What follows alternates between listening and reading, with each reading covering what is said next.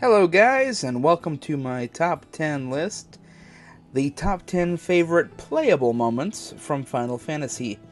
You see, I was originally going to do just my top 10 favorite moments, but I had a hard time breaking them up because I realized that some moments I liked because the story moments were excellent, but they were the same for everyone, and there were other parts that I liked that even if the story wasn't that great, although it usually was, it was more awesome because of just how much fun it was to play. So, I broke this list up into two lists. Top 10 playable moments and top 10 story moments. I've decided to start with the playable moments because I think it's the one that, let's be honest, is going to be a little bit less interesting than what I consider the best story moments, but I still enjoy it. This is more of a personal list, whereas the story moments I think are more universal. So anyways, on with the list. Number 10, Chapter 13 from Final Fantasy XV. I mentioned this in my Thanksgiving podcast if you listened to that at all, but it was much maligned, but I actually really liked the sort of survival horror moment in Chapter 13 where you're all by yourself with Noctis, you're exploring a dead capital of Niflheim, and just trying to stay alive, pretty much. I think it did a great job on the creep factor, and while it definitely needed to be shorter, I think it wasn't as bad as people say. Number 9, exploring the merged world in Final Fantasy V. So for those of you who haven't played 5 yet, first on, get on it. It's a great game, but the premise of the game, I don't want to spoil too much, but it's a list, so what can I do? There's two worlds that at the end merge to form one world. Now, when that happens, all the locations from both worlds now share the same map. And every time I play this game, it's awesome to just go back and explore and see where everything lays. And I swear to you, it's crazy. No matter how many times I play that game, it's always like it's a new experience for me. It's always like I'm revisiting it for the first time. So it's a little thing, and it's kind of off the wall, I'll admit, but it's one of my favorite parts of the game. Number 8, the opening mission in Luxerion from Lightning Returns. Okay, so I always feel like I have to offer 1,000 quantifiers when I mention the 13 trilogy, but honestly, the opening mission in Lightning Returns, now of course there's the prologue mission, which is in Yusnan, where you're doing that whole action set piece, but the real opening mission, and I think New Game Plus runs have you skip Yusnan, so this is probably the opening for a New Game Plus, which is why I remember it so well. But it's just great. It's a murder mystery. It's in the middle of the night. It's a dark city, and because it all takes place at night because of the hours you're in, and that section ends and you go back to the Ark to start the second day. It really utilizes the set very well, and again, it's creepy and I love it. So I'll admit that this is very personal, but like I say, this list is going to be inherently very, very, very subjective. Number 7, the first visit to Treno in Final Fantasy IX. I mean, I don't know, when you unlock Treno the first time, first off, the story is great. You're going in there with Dagger and Steiner, you end up meeting up with Marcus, who are trying to, and Tantalus, who are trying to find the Super Soft to help out Blank, and your two paths sort of converge as Garnet tries to make her way back to Alexandria. But amidst all that amazing story, you've got this beautiful city at night, with the auction house that you can access for the first time. I think you can access the battle arena here. And, of course, you can start turning in those Stelazio coins and getting some prizes from that. Especially, and if you've done your homework by now, I think you can get the blood sword by this point. I think it's 4 Stelazio for that. Maybe 5. You should have 4 by now if you got the one in... Anyways, I'm rambling. I like it. It's a great city. Number 6, the Phantom Train from Final Fantasy VI. Okay, I mentioned before, but this is like one of my favorite dungeons.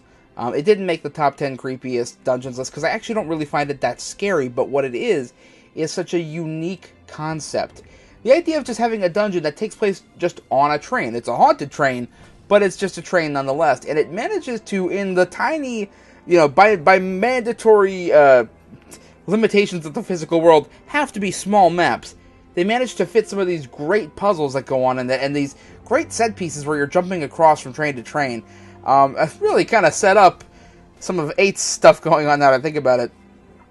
But it's a great dungeon, very poignant ending with the story with Cyan, and I mean, it's the only dungeon I know of in any Final Fantasy where you have a guest party member join you, apart from 12, of course, where you just have somebody join you and it's a ghost, and it's awesome. So, yeah.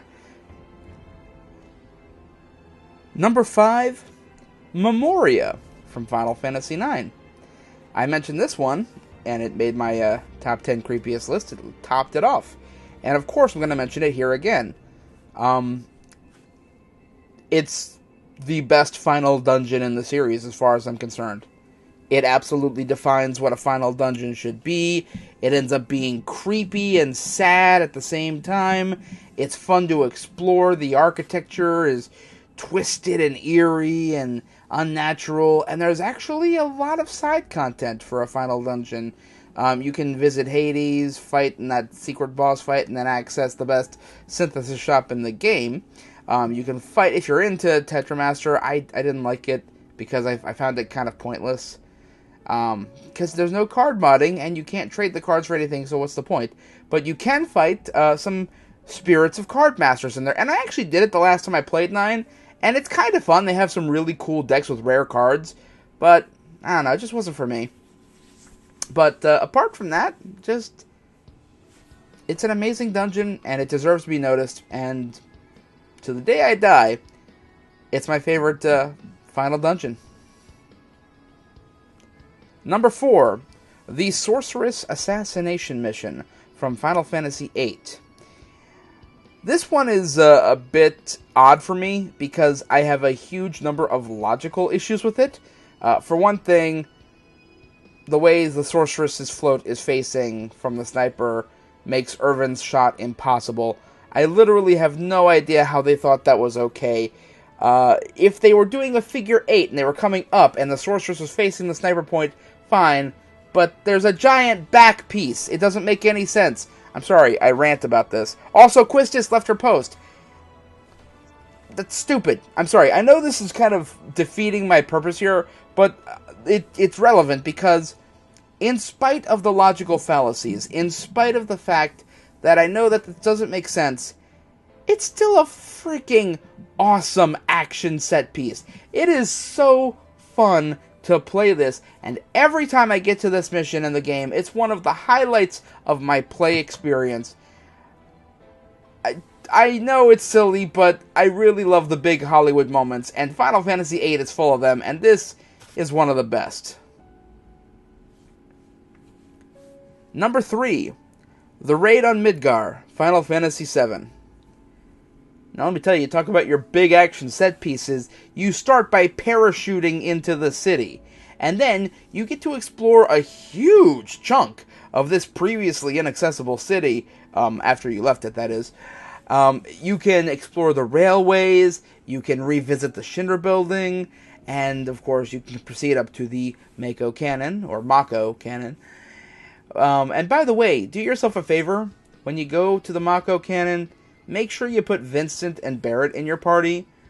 Barret to get his ultimate weapon, and Vincent because the conversation that he has with Hojo is pretty interesting. It's just a little extra touch, but I think it really helps close out his character arc. Number 2, the opera scene, Final Fantasy VI. I mean, what do I gotta say? It's the opera scene. Everyone knows. People who haven't played Final Fantasy VI know about the opera scene. Everyone has talked about it. And you're thinking to yourself, wait a minute, shouldn't this be on the story list? But no, everyone forgets that. The opera itself is fantastic, but first off, you do actually participate in the play. in the opera, by playing your roles. You have to remember your blocking and your lines. Admittedly, a little bit irritating the first time you do it, but it's still fantastic to go through and do it. And then you've got the entire side part with Locke and whoever you bring with you having to rescue Celeste from Ultros, who is hanging out on the rafters, trying to push an anvil on it. It's goofy as hell, but it's also hilariously... It's just such a cartoon moment that it feels surreal. And yet, what makes it all worthwhile, after all this rafter rat-dodging nonsense, what makes it all worthwhile is you finally land on the stage, and the opera ends with the grand finale, and my headcanon is, everyone was stunned, they have no idea what's going on, the two leads are knocked out, the band is sitting there in complete bewilderment, and they're like, okay, fuck it, let's just help them. And they start playing this upbeat tune to try and motivate them. And that's what's going on in my brain right now. So, yeah. Number 1, the Garden Battle from Final Fantasy VIII. Yeah, I know I might be a little biased here, but I don't care. This is something I will stand by.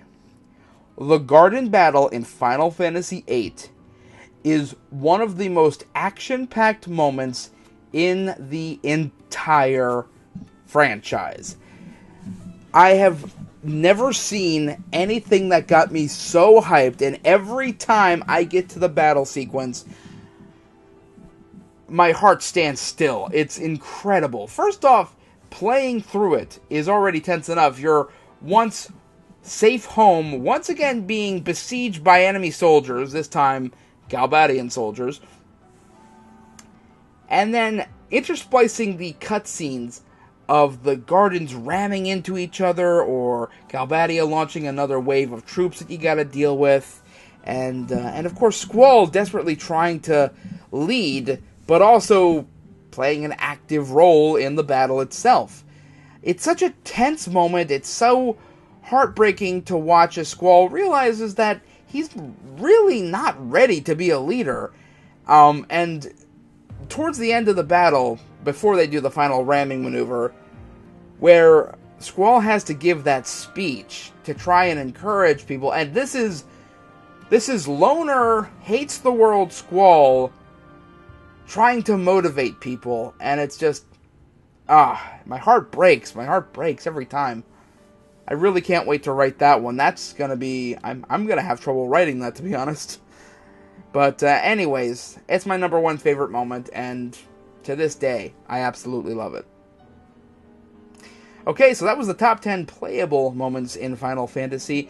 I'm also going to be doing a top 10 story moments in Final Fantasy, and that playlist, or that top 10 list should be out a little bit later in the week. Thank you guys for listening to this. I realize it was very rough because I'm doing it just as one take, because I want it to be something like this. I really wanted it to be my own personal recollection. This is why I love these moments. Anyways, thank you all for listening to me ramble, and I hope you guys have a great day.